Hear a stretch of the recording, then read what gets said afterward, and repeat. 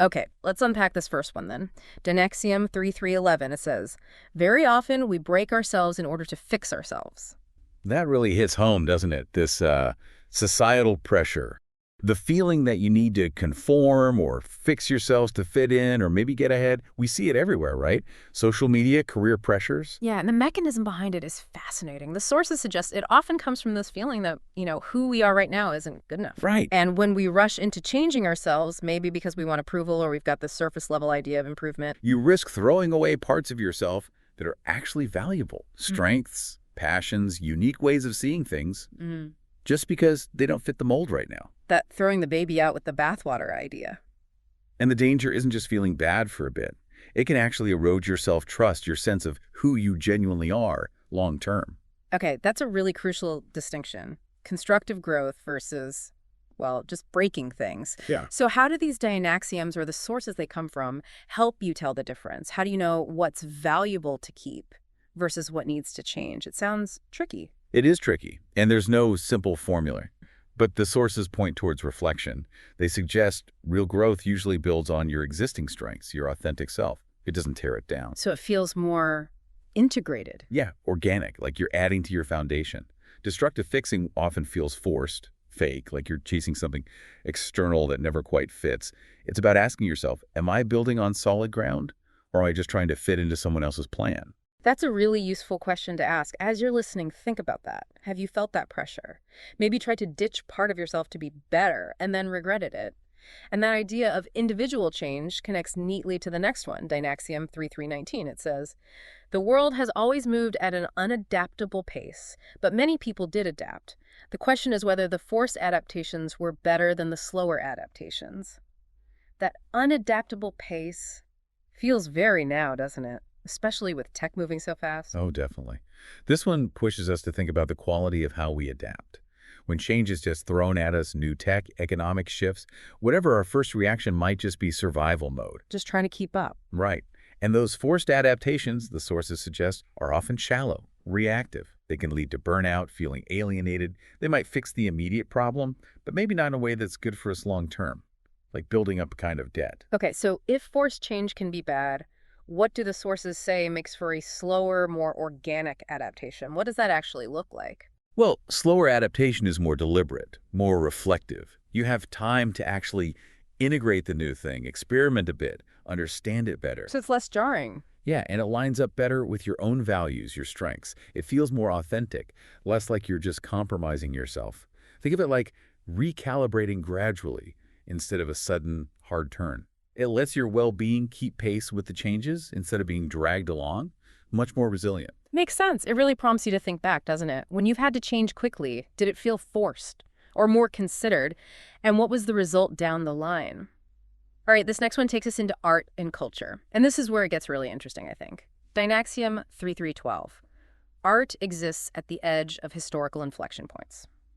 That's a big idea. Art isn't just about genius, it's about the moment. Exactly. The context isn't just a backdrop. It actually shapes the art. The Dynaxiom suggests that truly iconic art often pops up right when things are shifting. Society, tech, ideas. Like it catches the wave. Precisely. Take Andy Warhol. The sources point out people sometimes thought he lacked traditional skill. But that's not really true. Right. He could draw. Yeah. Born in 28, came up just as post-war America was starting, but before postmodernism really took hold in the 60s. If history had been different, maybe he'd have been a commercial illustrator or a more traditional artist. His genius was plugging into that specific moment. Consumer culture, mass media, high art meets low art. Okay, so he sensed the shift and ran with it. The sources mention the Beatles too, right? Yeah, another great example. If rock and roll hadn't exploded, if youth culture hadn't become such a force, maybe they'd have ended up in regular jobs, teachers, tradesmen. Wow. Their timing was perfect for that cultural earthquake. So it's this interplay. The artist is part of the current, and their work clicks because it says something about the change that's happening. That's it. And the sources stress that art at these moments doesn't just reflect. It can define, question, maybe even speed up the shift. Makes you wonder about our moment now, doesn't it? How it's shaping opportunities, creative paths for you listening. It's not just talent, it's the wave you're on. And that leads perfectly into Dynaxiom 3316. Pop artists didn't make pop art just to be popular. They became popular because they took advantage of a zeitgeist. Today, artists should ride the wave of pessimism and cynicism to be relevant. Hmm. That word zeitgeist, the spirit of the times, is key.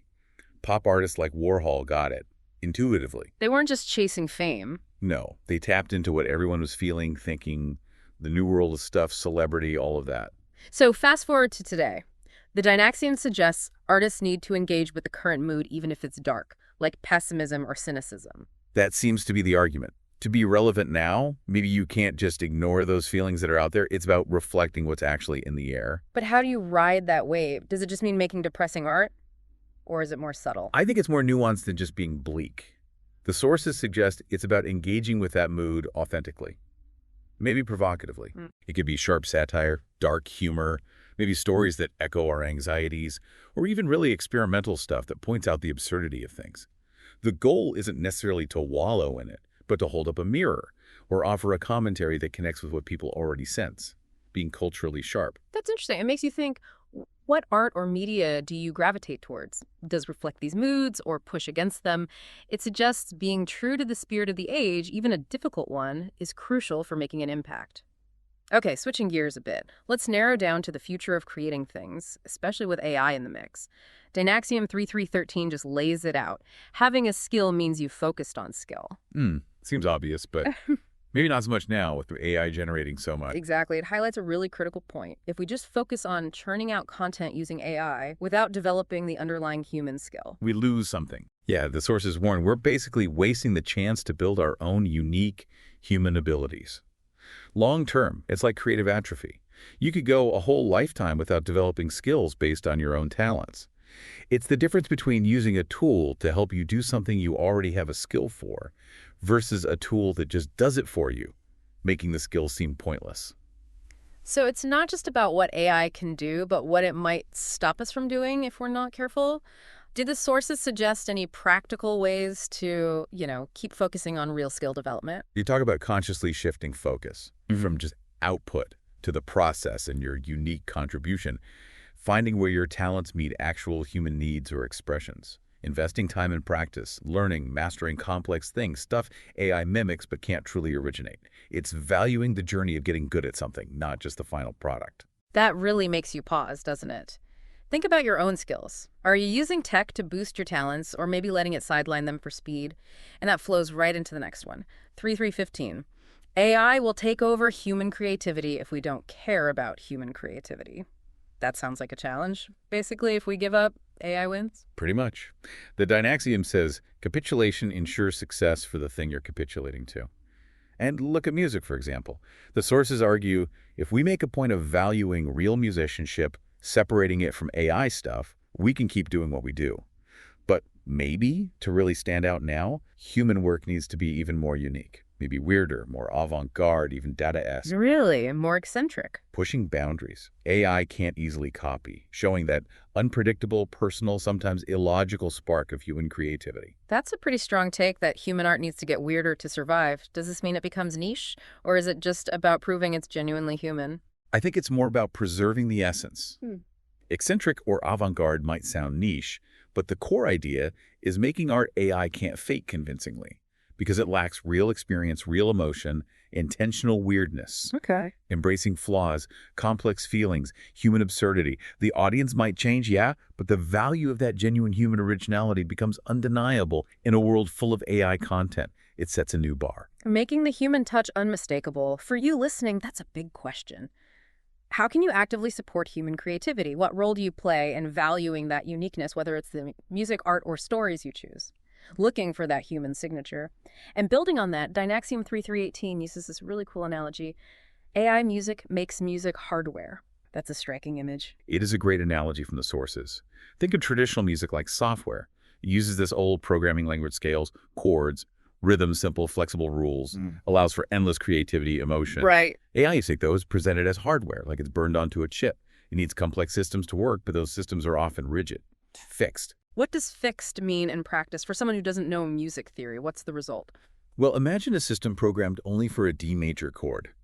It nails D major, but it can't just decide to play D minor for sadness or a D7 for tension because Those aren't wired in. So AI music, in this hardware form, gets stuck in a narrower range, emotionally and structurally. It finds it hard to spontaneously create the complex feelings or stories human composers do with subtle shifts. The music feels stuck in a sealed box, maybe complex but predictable, lacking that spontaneous, sometimes illogical human spark that makes art compelling. That really clarifies the difference, makes you think about where real innovation might come from and how much we value that unpredictable human element. Okay, let's pivot. Back to basics, almost. Facts versus opinions. Dynaxiom 3317 states it plainly. The world of opinions is different from the world of facts. Seems obvious, but boy, do those lines get blurred. Constantly. And the Dynaxiom really draws a sharp line. It says the physical world works because of facts, gravity, how materials behave. We couldn't build anything, cure anything, survive, really, if those were just opinions. True. Opinions, the source says, are like decorations on top of facts. Think Frank Gehry's buildings. They look like wild sculptures, right? Yeah, amazing art. But it's hard. Science and engineering facts, stress loads, material science that keep them standing. Imagine if Gehry ignored the engineers, or if they couldn't agree on the facts and had to build two versions. What happens in an earthquake? Facts win. That's a fantastic analogy. And then Dynaxiom brings in a mammalian comparison too, territorial fights. Yeah, that's a powerful bit. In the animal world, fighting over territory isn't about objective truth. It's about asserting power. My fact, my claim to this space, is really an opinion backed by force. And humans, the sources suggest, do this too, especially in groups. When we shout, my fact, in an argument, often we're just pushing our opinion dressed up as truth to boost our status or group identity. It's enforcing a subjective view. And now, with social media echo chambers, it's way easier to do, making it harder than ever to separate real facts from strongly held opinions. So critical to try, though, for you listening. How vital is that distinction in your life? When you're deciding who to trust, what news to believe, what are the real-world consequences? Okay, moving from facts to how we interact. Dynaxiom 3314 is pretty provocative. Being an activist artist automatically makes you a solo artist. I see. That really challenges ideas about collaboration today. It does. The argument here is that being very open about strong political or social views makes collaboration tricky, especially in creative groups. Think of a band. Maybe they start out fine, but if opinions get really polarized, especially politically, the group often breaks up. Because the art and the politics get tangled. Exactly. It becomes too hard to separate. So the sources suggest if activism is central to your art, maybe going solo from the start is more sustainable, avoids that inevitable friction. It makes sense, but it feels like lots of artists do collaborate on issues now. So why does the Dynaxiom say collaboration is maybe overappreciated today compared to, say, old songwriting teams? Well, the sources suggest those older teams like Bernstein and Sondheim, who apparently even had rivalries focused more on craft and shared professional goals. They could disagree personally but still work together. Compartmentalize more. Right. Today, there's maybe more pressure for your art, your brand, your personal beliefs to all align perfectly. Authenticity is huge. So if collaborators have deeply different worldviews, it feels like a compromise of integrity to keep working together. The personal is more political in creative work now, making collaboration more fragile. Interesting. So the Dynaxiom suggests an alternative. Collaborating with themselves, using different perspectives within your own work. And it even mentions AI could help with that. Yeah, that's a fascinating idea. You could use AI as a kind of sparring partner. Ask it to generate ideas or text from an opposing viewpoint to challenge your own thinking. Without the human drama. Exactly. Explore complex themes, create internal conflict in the art, develop richer work, all without risking a real-world falling out.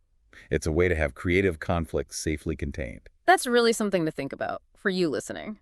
How do you handle collaboration when strong opinions are flying around? And are there other ways to explore ideas solo or maybe even this kind of self-collaboration? Okay, last one. Let's look at something we see constantly, the hashtag. Dynaxiom 3320 says the hashtag is the t-shirt or bumper sticker of language. Simple. But what does it really mean for how we talk now? Well, it points out the gap between intention and reality. It's not really a universal library tag, right? Yeah. Not for precise indexing. Its main job, the sources say, is basically trying to rally people around an idea, solidarity, connection. And that line, nobody knows if they do anything but we still use them, that kind of sums it up for many uses. It's often more about the ritual of joining in. So it's less about organizing information, more social signal. What's the deeper meaning behind using them, even if we're not sure they do anything? The sources frame it as a key signifier of group identity, especially online.